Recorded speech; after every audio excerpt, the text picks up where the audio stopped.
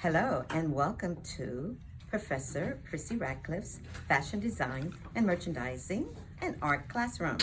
We are demonstrating the skirt today.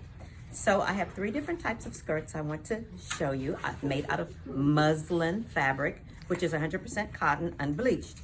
So this is a pencil skirt. It's actually an H skirt. An H skirt that Christian Dior designed, but this one has a peplum on the top and the back with the zipper.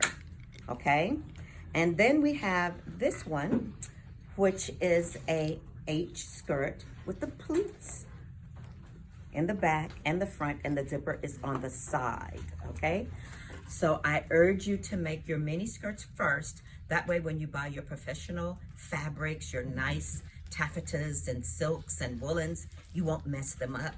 You'll make a mini sample and then your sample will come out great. So this is one of the Donna Karan wrap skirts. And we did it as a long skirt with a small waistband and the zipper in the back.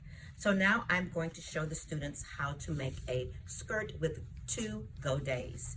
And this is my professional pattern, the front and the back. And so we need these three pieces. We may put a waistband on it or we may just tuck it in. Okay, see you in a minute.